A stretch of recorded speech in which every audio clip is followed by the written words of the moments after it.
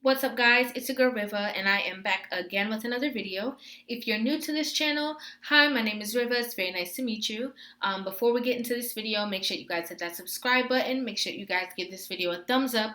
And as I always say, make sure you guys leave your comments in the comment section down below. It doesn't matter how you feel about this video. We want to talk about it. Also, if you're not following me on Instagram, follow my Instagram. It's at RIVAH_JORDON.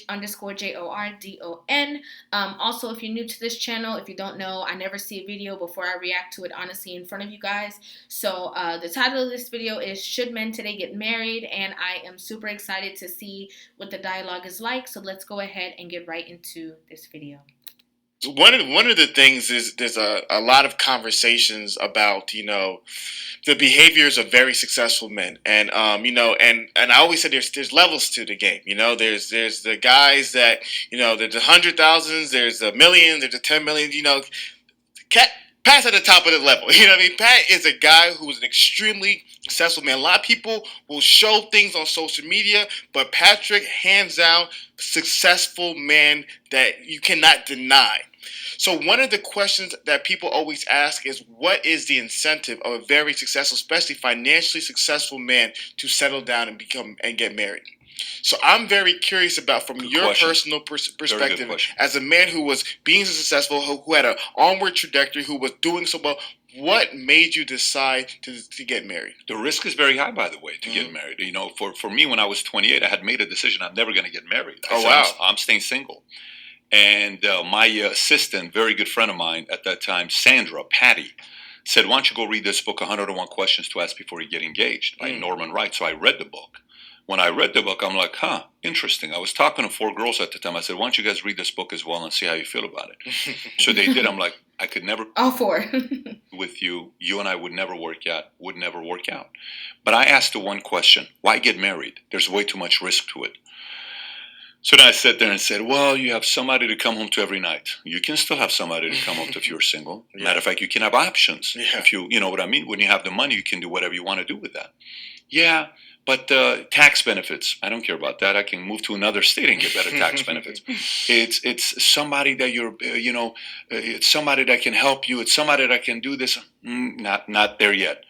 And then it goes to, okay, look, you can make all the money in the world. Then what? Like, what leaves you? A book? Yeah, they say the Jewish proverb says there's 3 things every man should do. Write a book, plant a tree, have a son. Why? Because they all outlive you. We as men want to live thousands of years. The only way you're going to live thousands of years is by the value you bring to the world that's documented, is by giving back to, and I know the tree is what they're saying with tree, not even tree today, because a tree is being cut down and turned into paper. It's a business model now, right? Yeah. But it's family, it's blood. And when you see your kid and you find somebody to build a family with that's a good partner, meshes with you, good personality, you sit there and say, okay, great, this looks good. We can actually pull this off. Then there's value for it. But I'm going to tell you something here right now. Basic rules about getting married today. If I'm a man, I'm not getting married before 30 at all. I would not even think about getting married pre-30. A lot of people argue with me. You don't know what you're talking about. I got married at 22 years old and I'm happily married. I'm 62. 22, 62, that was 40 years ago. That means the 80s. Yeah. You didn't have social media. You didn't have Snapchat. You didn't have Tinder. You don't have accessibility to what's out there today. Accessibility to sex today is so easy. The ability to be tempted today and screw up is so easy. The ability to screw up and make a royally, publicly humiliating mistake today is very high. And ain't no man walk on water. Okay? And no man walks on water. Everybody sees and says, oh my gosh, she's beautiful, but I'm married. There's nobody that's perfect to say, oh, I don't have to worry about the mistakes I'm going to make. The risk is high today. The reward is not as high as it used to be, because at least back in the days, say you and your wife got into a fight 20 years ago. You got a 30-minute drive, okay? And at the office, you talk to her. Well, I don't come home and talk to you tonight. You got 30 minutes to calm down by the time you come home. Today, if you get into a fight, instantly, that second, what you want to say, you say. So you offend, scar. It's just like, dude, I'm so done with this marriage. So today, we have too much of the opportunity to react. Okay, first of all, whoa, 5 minutes in. absolutely love this conversation, and I love his honesty. I think that it's rare that you find men who can be this honest and be this transparent when they're talking about relationships and how they view it as a man.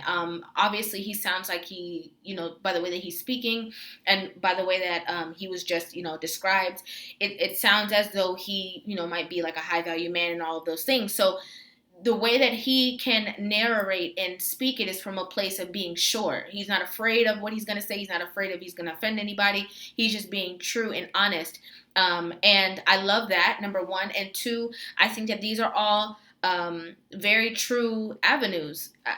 That narrative, that story that he made about, going home from the office and like you literally had to think about it. It's true. Like you guys can pick up the phone and call each other, or maybe, you said something to her that she didn't like. And when he hung up the phone, she just constantly texting.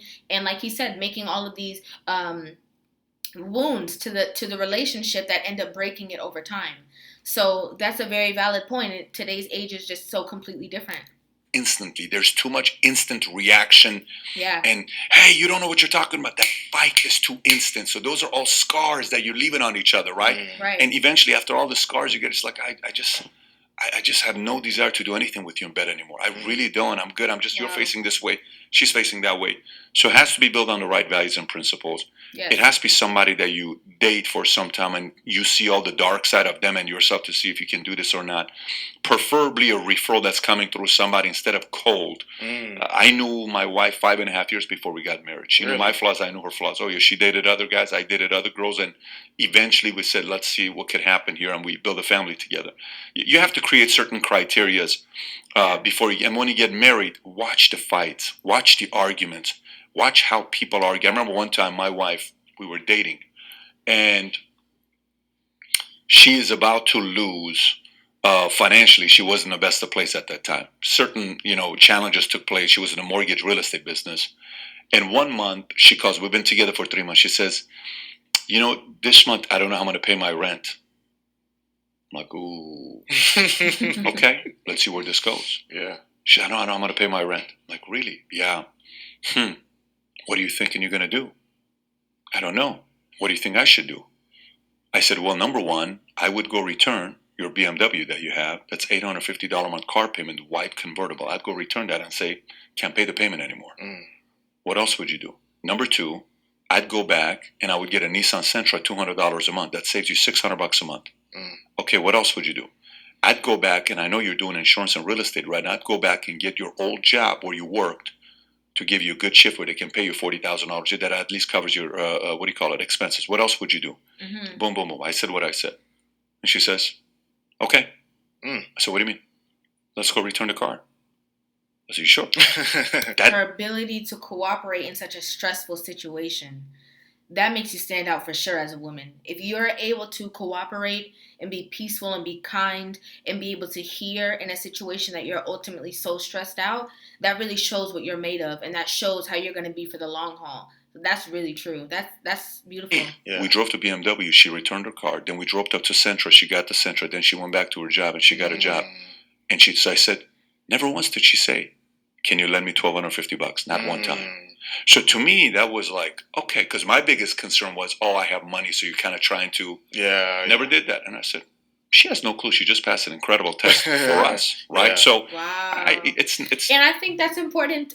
The word test makes me smile because I think that's such a huge thing. Is that when you have men who are in a certain mind frame, on a certain level, definitely on a certain frequency, they definitely are testing their woman, observing and watching all the time. Like you're literally always under the microscope, especially in that dating phase. They're really gonna see all of the things that you're doing because women are, tend to just they're observing their man, but they tend to just live and be themselves naturally. So men really sit down and listen and observe, even though people paint that men don't listen and men don't realize that's not true at all.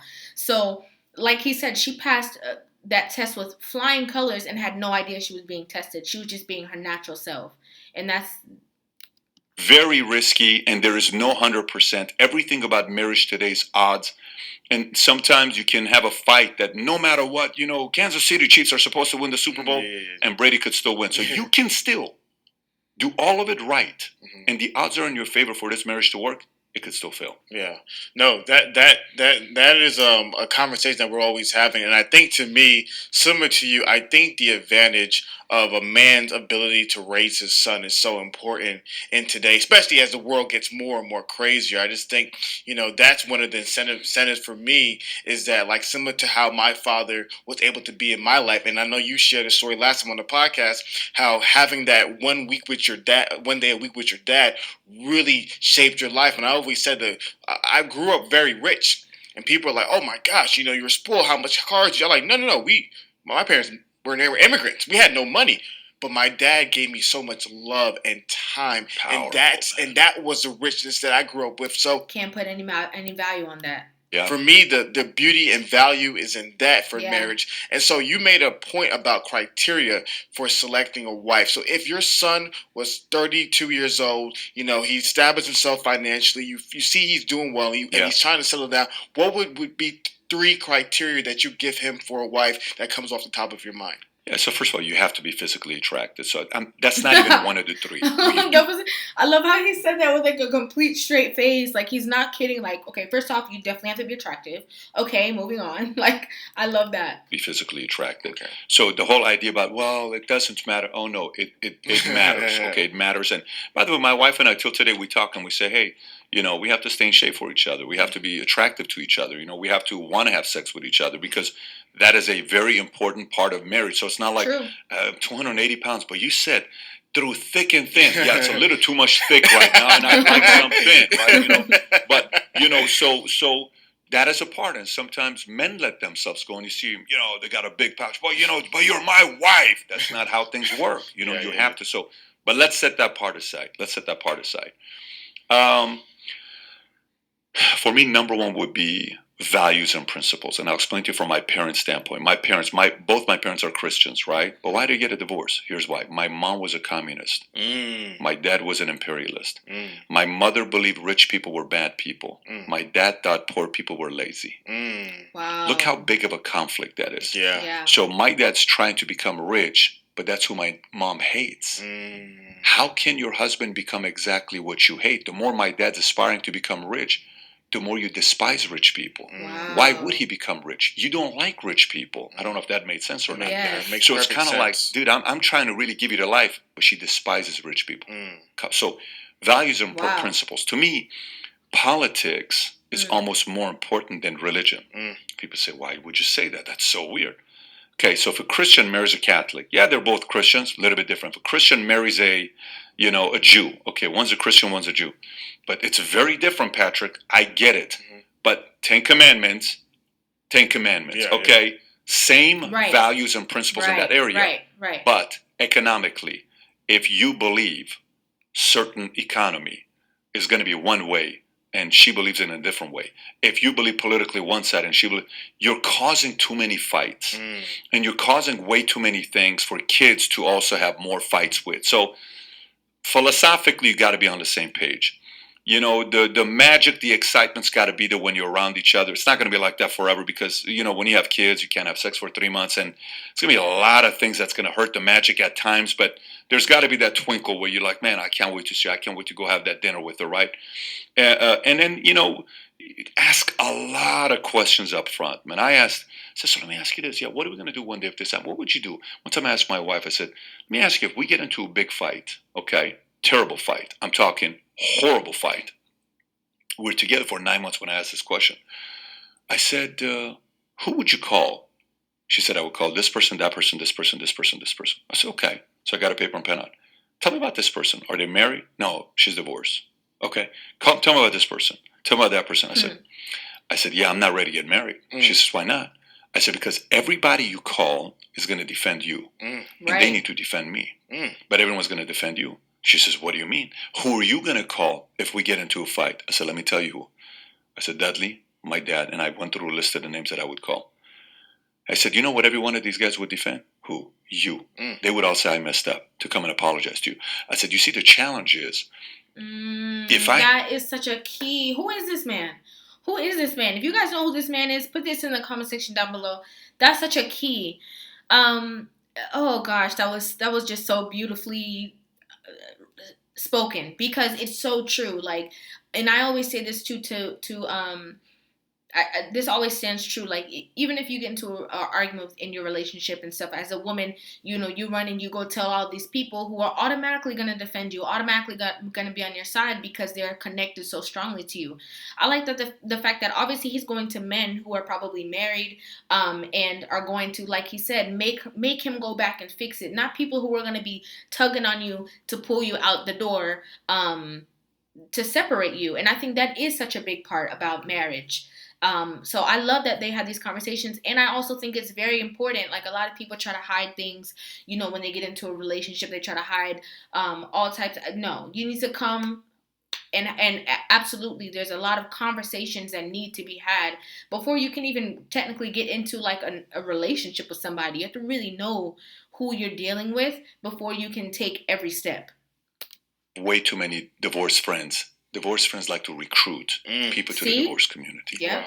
Married people like to recruit people to the married community. Yep. Single people like to recruit people to what? The single community. We're all recruiters, by the way. Mm-hmm, yeah. So when you get married, it's very important that most of the people you're around is also what? Married. Like you. Yeah. Yeah. Or else you're going to be tempted. So I made the list. She made the list. So you guys got to have the conversation. We ask and say, if something happens, who are you going to call? And then I'm telling you, 90% of the questions you're asking me is in 101 questions to ask before you get engaged. Baggage, what do you bring to the table? You know, what things do I have to worry about? Exes, are you comfortable with a kid? I guess the last one I would add with you would be the following. Create a list of your 3 non-negotiables, which means, look, no matter what, we have to be both same faith, hypothetically. No matter what, you can't have any kids. No matter what, you can't be married before. Or no matter what, you can't have this. No matter, create your 3 no matter what, and don't create a 20 no matter what. Only 3 no matter what. So you got to think about all the no matter what's and then narrow it down to what? 3. Once you have your 3, never compromise the 3. Many people do. Just because the sex is good. Yeah. Or just because she's too pretty. Or just because he's way handsome. Or just because, you know, you cannot compromise your non-negotiables. When I'm running a company, a guy came up and he says, hey, Pat, let's do a deal on the side. I'm going to pay you $1 million here. And this is when I was smaller. So I'm going to pay you $1 million here. No one's going to know. Let's do a side contract. I said, you know what's crazy? He says, what's that? I said, you have no idea how much I need that $1 million right now. He says, I said, you have no idea how much I need that $1 million right now. I'm telling you, I need that $1 million right now because I'm bleeding. Yeah. I said, but do you know if one of my guys finds out who's loyal to me, that I did a side deal with them with you, even though I've never known you before, we just started like 6 months ago. I said, I lose trust with all. I said, I can't do that. It's part of my non-negotiable. I said, I can't do it. I said, I appreciate the offer, but I cannot take you on that. He was blown away. Yeah. Because everybody else said it. Because one of my non-negotiable was win your existing loyal people over and never disrespect them. Always protect them. Once you do that and you're going into a marriage, you know, you're hopefully the odds will be on your side. But still, it's very important to know there is no perfection when it comes down to that. Yeah. If you wait for that part, you'll never. If you actually do want to get married, there is no perfection. Yeah. There is risk. Yeah. There is concern. Your heart could be broken. Yeah. Things could go wrong. Yeah. But you're just hoping the odds are on your side. I love this conversation, guys. Scar. I love this conversation. I love it. I love how true it was. You can feel when somebody is speaking truth. And they're speaking to really inform other people, like not just talking. You know, some people get on and they just literally just talk, right? And they just say things and they just spit stuff out. But when somebody's really speaking from like their being, their essence, to tell people the way that they should be doing things and direct them and lead them in a certain way, it's felt. And I definitely felt that. I obviously want to know what you guys think about this in the comment section down below. So please leave your comments. You know I'm going to be in the comment section with you guys, talking with you guys about this.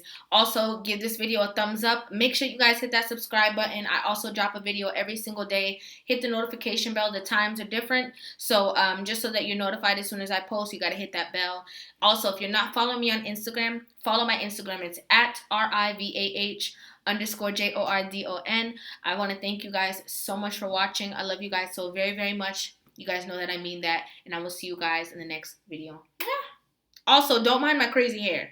Bye.